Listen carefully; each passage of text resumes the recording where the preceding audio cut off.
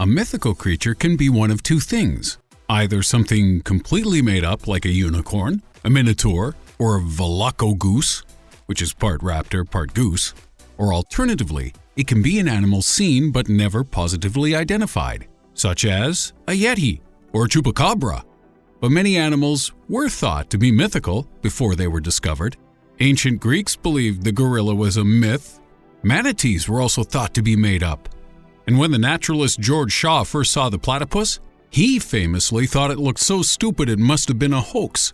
But did you know there are other more outlandish creatures from some of your favorite movies and TV shows which really existed? And some of them are still around today. Let's find out which in our list of 7 real mythical creatures and monsters.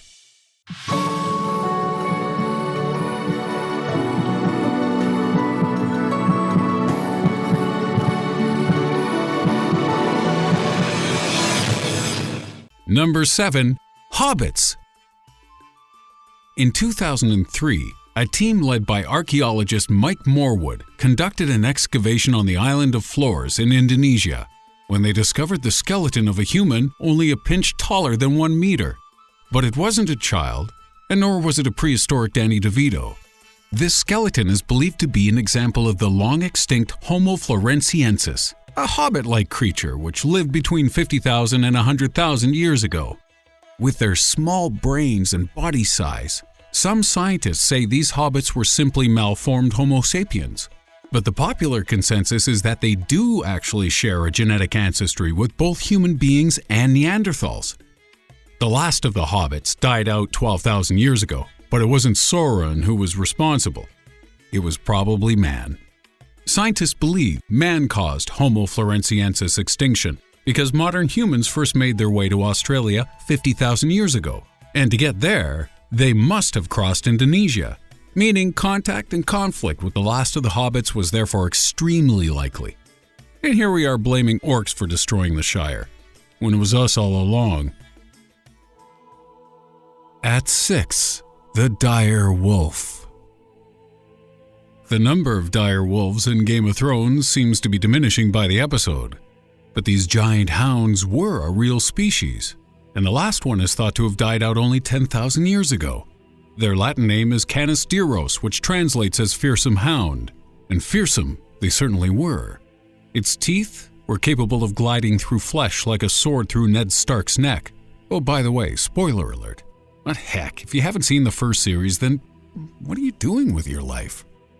Direwolves also had the strongest jaws of any known canine species in all of dog history, which is a history class I'd love to take. Their prey included animals as large as bison, horses, and even the mighty mastodon. But it's believed that the reliance on eating mega herbivores was one of the reasons they went extinct. I suppose when you've tasted mastodon meat, you don't really want to degrade yourself by eating squirrels. And would you really fancy your chances trying to convince this guy to turn vegan? Number 5. The Kraken. If you've seen our Mysteries of the Ocean video, you'll know that colossal squids are thought to roam the oceans. But could one have grown to such a size that it could take down an entire ship? Many of the Kraken stories hail from 13th century Icelandic sagas, and around this time, sailors of the North Atlantic and Norwegian seas would have used ships such as the Cog and Nar, which were wooden vessels between 15 and 25 feet wide. Now, the largest squid we know of was almost twice as long as that, and evidence points to some colossal squid growing to nearly 70 feet. So these medieval tales of giant cephalopods dragging a ship down to its doom may not have been mere folklore after all. Number 4. Vampires. Whilst there's no evidence of any human beings transforming into a bat, or being able to get away with having such a cliched accent without getting punched in the face, many of the ailments and qualities vampires supposedly possessed have been observed and diagnosed in humans, leading many to wonder if these conditions were the original source of the vampire myth. Porphyria is a hereditary disease which causes abnormal metabolism of the blood's hemoglobin pigment, and some of its symptoms include a sensitivity to sunlight, which can cause skin lesions, extreme mental disturbances, and it also makes your pee dark. Guess that's why you never see Dracula taking a whiz. Some other diseases, such as plague, can also make blood form at the lips, making sufferers look like they'd just sunk a delicious human Slurpee. And the bat connection could be explained by the fact that they are known carriers of rabies, which when transmitted to humans can cause brain disturbances and hypersexuality. We can't explain the aversions to garlic and silver, but vampires were also thought to be unable to walk on consecrated ground such as churches or temples, nor could they enter a house unless invited, which makes me think vampires were all just super polite atheists riddled with rabies and porphyria. At 3, zombies. The internet is obsessed with 3 things: kitty cats, bacon, and zombies. If you could combine the 3 into some sort of cafe where they serve you the smoked flesh of reanimated felines who sit casually on your lap as you consume their delicious zombie kitty bacon, you'd make millions. But unlike bacon and cats, zombies are actually a real thing. There are several brain diseases which cause sufferers to display symptoms similar to those of the Walking Dead. Creutzfeldt-Jakob, also known as mad cow disease, causes muscle spasms, a lack of balance, hallucinations, dementia, and occasional limb jerking. Sounds pretty zombie-like to me. Some chemicals can also cause zombification, such as the poison found within the Japanese blowfish. And some disreputable Chinese gang masters have also been known to dose their employees with such toxins in order to get them to work mindlessly for hours on end. Oh, and what about bringing dead flesh back to life? I hear you YouTube commenters screaming at me. Well, in India at this very moment, there are clinical trials underway for a drug called BQA-001. The project is named Reanima, and it seeks to use this drug on brain-dead patients to bring the expired parts of their brains back to life. The zombies are coming, people, and there aren't enough comatose sheriff deputies to save us all. Number 2. Dragons. In our recent video on the possibilities of genome editing, we heard about a genetic scientist who claimed the creation of flying dragons was technically feasible.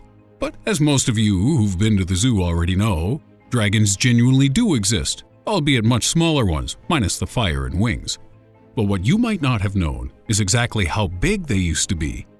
The Megalania was a gigantic version of modern monitor lizards and Komodo dragons, and could grow up to 8 meters long, weighing nearly 2 tons. And if being bitten by one of these things isn't bad enough, their saliva also contains a blood thinner as an extra you, which means you'd bleed out from the wound in no time. This makes them the largest venomous vertebrate ever known. But of course these fellas weren't a patch on how huge the dinosaurs used to be. However, humans didn't exist at the same time as the dinosaurs, whereas we were very much around to meet and greet the ferocious Megalania.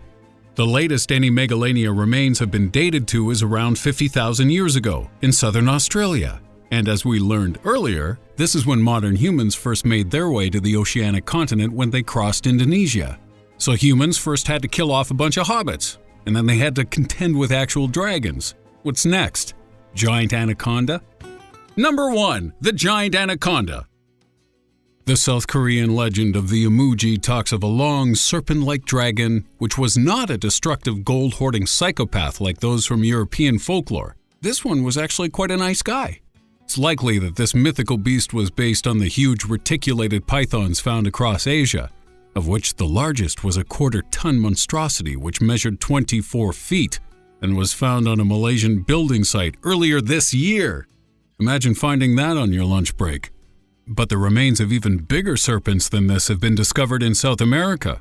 The fossil of Titanoboa cheryginosus measured at 46 feet long and is estimated to have weighed over a ton. That anaconda seriously got buns, hon. But we'll never check that luggage, because we're still unsure if creatures of this size still exist today. Interestingly, the British explorer Percy Fawcett, who we recently mentioned in our Mysteries of the Jungle video, claimed to have shot and killed a 62-foot anaconda in 1906. Was he making it up? Or are there more of these giant beasts waiting for us in the jungle? And if so, should we send Nicki Minaj to find out? Yes. Yes, we should. Did you enjoy finding out that all the weird monsters and creatures from your nightmares are actually real? If not, Perhaps you might want to learn how to fight one by studying the top 7 badasses from history. And it just so happens we've made a video of them to help. Aren't we nice?